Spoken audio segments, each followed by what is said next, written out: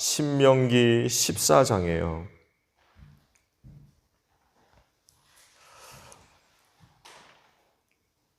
신명기 14장 22절로 29절 마지막 절까지 보겠습니다. 당신들은 해마다 밭에서 거둔 소출의 11조를 드려야 합니다. 당신들은 곡식과 포도주와 기름의 11조를 처음 난 소와 양의 새끼와 함께 주 당신들의 하나님이 자기의 이름을 두려고 택하신 곳으로 가지고 가서 주님 앞에서 먹어야 합니다. 이렇게 함으로써 당신들은 주 당신들의 하나님을 두려워하는 것을 배우게 됩니다. 그러나 주 당신들의 하나님이 그의 이름을 두려고 택하신 곳이 당신들이 있는 곳에서 너무 멀고 가기가 어려워서 그것을 가지고 갈 수 없거든. 당신들은 그것을 돈으로 바꿔서 그 돈을 가지고 주 당신들의 하나님이 택하신 곳으로 가서 그 돈으로 마음에 드는 것을 사십시오. 소든지 양이든지 포도주든지 독한 술이든지 어떤 것이든지 먹고 싶은 것을 사서 주 당신들의 하나님 앞에서 당신들과 당신들의 온 가족이 함께 먹으면서 즐거워하십시오. 그러나 성 안에서 당신들과 함께 사는 레위 사람은 유산도 없고 차지할 목도 없는 사람들이니 그들을 저버리지 않도록 하십시오. 당신들은 매 3년 끝에 그 해에 난 소출의 11조를 다 모아서 성 안에 저장하여 두었다가 당신들이 사는 성 안에 유산도 없고 차지할 목도 없는 레위 사람이나 떠돌이나 고아나 과부들이 와서 배불리 먹게 하십시오. 그러면 주 당신들의 하나님은 당신들이 경영하는 모든 일에 복을 내려 주실 것입니다. 아멘. 이렇게 신앙생활 하는 여러분들이 되십시오. 22절의 말씀을 오늘 아침에 나눕니다. 당신들은 해마다 밭에서 거둔 소출의 11조를 드려야 합니다. 라는 말씀으로 목요일 아침 새벽 기도를 하려고 합니다. 하나님 섬김의 내용과 방법들이 여러 가지로 나타나지요. 그 중에서 빼놓을 수 없는 것이 바로 11조 생활입니다. 그리고 이 11조가 그중 강력한 내용이고 방법에 포함이 돼요. 왜냐하면 소독의 11조를 드리는 것이 쉽지 않기 때문에 그렇습니다. 11조를 드린다는 것은 하나님을 전적으로 의지하고 믿는 신앙 안에서 고백되는 것입니다. 또 그런 신앙이 아니면 소독의 11조 드리는 것 쉬운 일이 아니죠. 그래서 11조는 소득이 많은 사람이 드리는 게 아닙니다. 11조는 부자들의 전유물이 아니에요. 그건 믿음이 있는 사람이 할 수 있는 겁니다. 즉 11조는 믿음에서 나오는 하나님 섬김의 강력한 표현입니다. 그렇기 때문에 하나님도 그런 믿음을 가볍게 여기지 않으시고 반드시 은혜를 주십니다. 그것이 하반절에 있는 말씀들이에요. 하늘의 복을 주겠다. 귀한 일이기 때문에 그래요. 그 일 자체를 귀하게 보시는 거예요. 말씀드린 대로 믿음이 아니면 할 수 없는 게 바로 11조이기 때문에 그렇습니다. 이런 신앙에 대한 체험적인 일들이 많이 있죠. 여러분들도 아마 이에 대한 신앙적 체험들이 많이 계실 겁니다. 많이 있다는 건 그건 사실이라는 이야기거든요. 오늘 말씀들은 11조에 관한 말씀인데 두 가지 중요한 의미들이 포함되어져 있어요. 하나는 이 13절 하반절에 이렇게 기록이 되십니다. 이렇게 함으로써 11조를 드리는 거죠. 이렇게 함으로써 당신들은 주 당신들이 하나님을 두려워하는 것을 배우게 됩니다 라고 말씀을 하십니다. 즉 11조 생활을 통하여서 얻는 은혜 중에 하나입니다.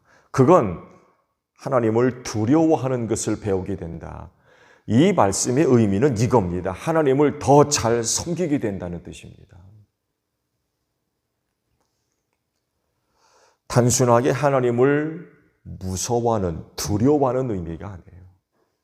하나님을 두려워하는 것을 배우게 된다라고 하는 것은 11조 생활을 통하여서 하나님을 더 잘 섬기는 사람이 될 수 있다라는 그런 그 의미가 있는 말씀입니다.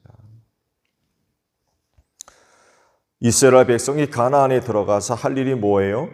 하나님 잘 섬기는 겁니다.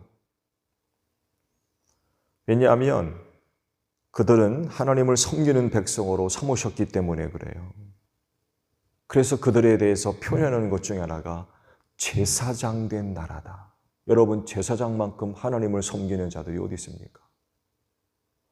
제사장된 백성으로 삼으셨대요. 다르게 표현하면 하나님 섬기는 백성으로 삼으셨다는 겁니다. 그래서 그들이 가나안에 들어가서 해야 할 중요한 일 중에 하나가 바로 하나님 섬기는 일입니다. 단순하게 그 땅에 들어가서 복을 받아 젖 마시고 꿀도 먹는 게 아니에요. 하나님 잘 섬김이 그 땅에서 그들이 해야 할 중요한 일이었습니다. 이것을 가능하도록 도움을 주는 것, 도움을 받을 수 있는 것, 그게 바로 뭐냐? 11조 생활이에요.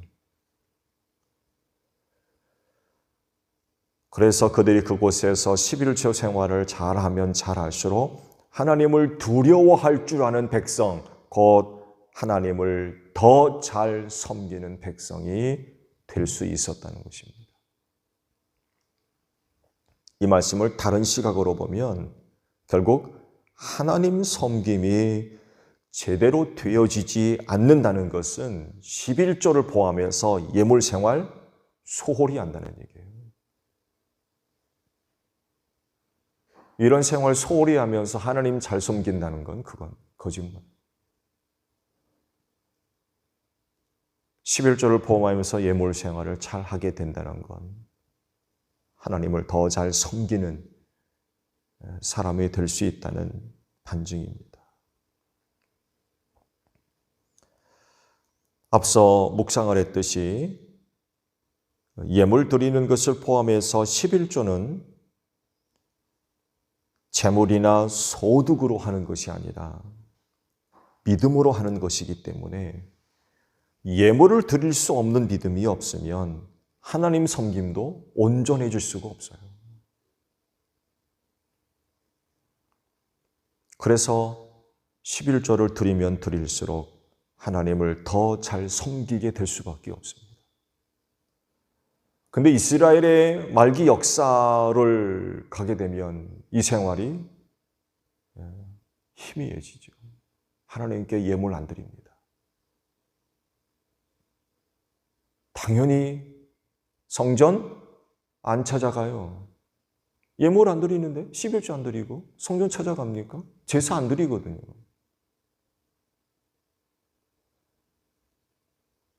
그렇게 되면서 타락할 수밖에 없고 하나님으로부터 은혜를 어떻게 얻습니까? 결국에는 나라가 망해서 쫓겨나고 붙들려가고 이런 그 생활을 하게 되죠. 11조가 담고 있는 또 다른 의미가 있어요. 그건 사람 사랑입니다. 하나님을 잘 섬기게 되는 백성이 된다. 하나님 사랑이죠. 또 하는 의미는 사람 사랑. 29절에 이것을 발견할 수가 있죠. 유산을 받지 않는 레위지파, 떠돌이, 고아, 과부들을 너희가 드린 11조로 그들을 도와라. 그들을 먹여라. 하는 말씀입니다. 이거는 3년째 드려지는 11조를 모아가지고 이들을 살펴주라는 거예요.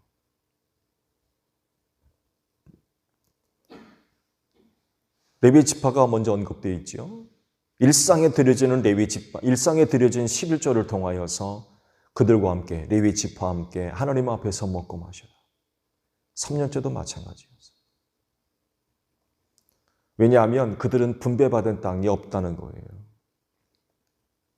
그들은 그래서 이스라엘 백성이 하나님께 드리는 제물로 사는 사람들이었습니다. 그들이 하는 일은 오직 성전에서 하나님을 섬기는 일만 그들이 맡았거든.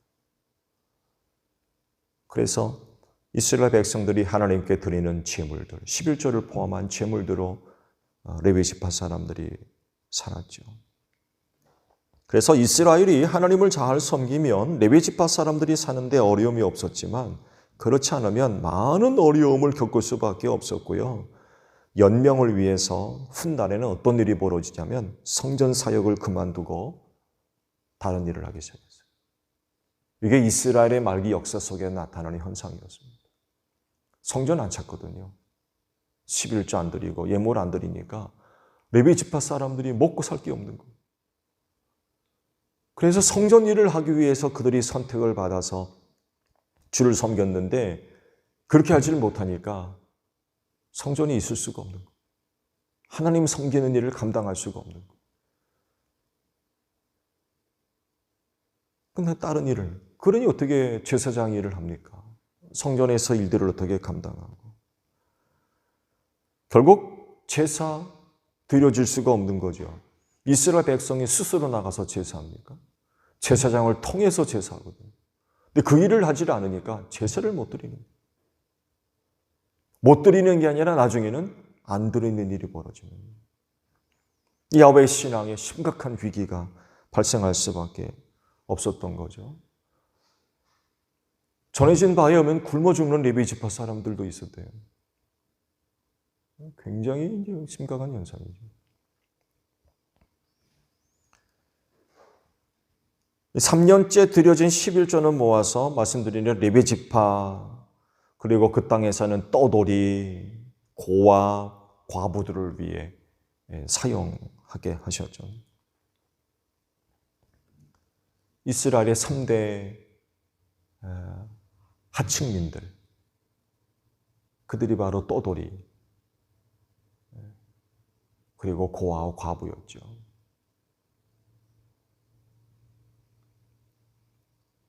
(11조를) 통하여서 이들을 또 먹이라, 입혀라 라고 지금 말씀을 하시는 거예요. 하나님께 드려진 것으로 그들을 살핌으로써 하나님께 감사하게 하고 하나님께 영광 돌리도록 해라, 이런 의미들이 포함. 하나님께 드려진 것이었기 때문에 누구도 그것을 사용하면서 자기 내세울 수 없어요. 왜? 내가 갖고 있는 것으로 이들을 돕는 게 아니라 하나님께 드려진 것으로 이들을 먹이는 거거든요. 내가 갖고 있는 것으로 누군가를 도와준다면 감사는 누가 받아요? 내가 받아요.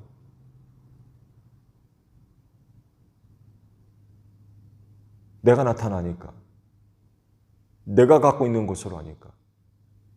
근데 하나님께 드려진 것으로 이들을 도우니까 하나님만 나타나는.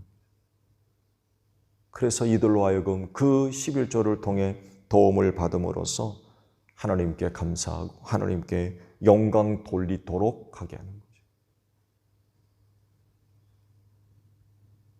그들로 하여금 하나님의 은혜와 사랑이 무엇인가를 경험하게 하는 이런 거 의도들이 다분히 포함되어 있죠. 그래서 11조는 이웃사랑, 사람 사랑이 포함이 되어져 있는 것입니다. 11조는 조건이 아닙니다. 여러분, 11조는 조건이 아니에요. 내가 이걸 함으로 말미암아 또 다른 어떤 것을 기대하는 그런 조건이 아닙니다. 그건 하나님 섬김의 신앙 고백이에요. 그래서 예물을 포함해서 11조 생활을 하면 하나님을 잘 섬기는 사람이 될 수밖에 없어요. 하나님이 바라시는 게 바로 이거 아닙니까? 이 하나님 섬김을 위해서 이스라엘이 선택을 받은 곳이고 가나안으로 이끌어 들이신 겁니다. 하나님이 먹을 것이 없고 또 쓸 것을 위해서 11조 바치라고 하신 게 아니에요. 백성들이 11조를 함으로써 하나님을 두려워할 줄 아는 백성, 즉 하나님을 잘 섬기는 백성이 될 수 있기 때문에 명령하신 거예요.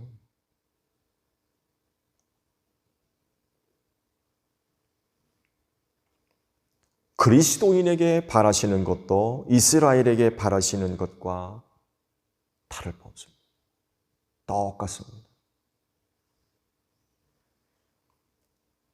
여러분, 이런 사실에 동의하시면 말씀에 순종합시다.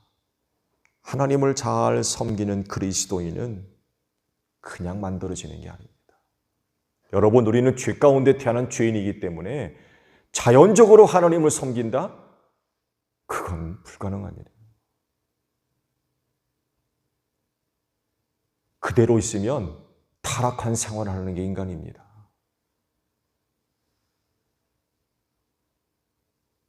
어릴 적부터 하나님의 말씀을 들어야 되고요. 배워야 되고요. 하나님을 예비하는 방법들을 익혀야 되고요. 훈련해야 돼요. 이게 되지 않으면 타락해요. 하나님을 잘 섬기는 것, 그거 그냥 되는 거 아닙니다. 이런 것들을 통하여서 훈련받는 거예요. 그냥 되어지는 게 아니에요. 하나님을 잘 섬기는 그리스도인이 되기 위해서라도 믿음으로 11조 생활을 해야 됩니다. 여러분, 말세에 나타나는 현상 중에 하나가 하나님 섬김의 부재입니다. 하나님 안 섬기려고 그래요.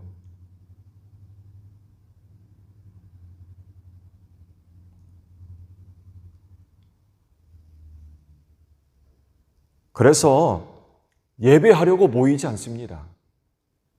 안 모이려고 그래요. 기도 안 하려고 합니다. 예물 드리는 것 굉장히 인색해집니다. 안 드리려고 그래요.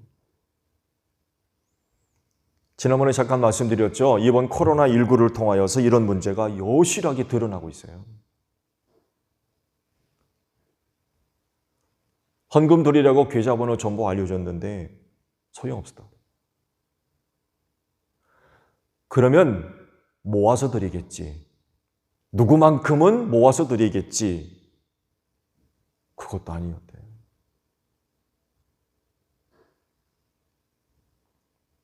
현재 신앙의 주소가 민낯이 그대로 드러났다.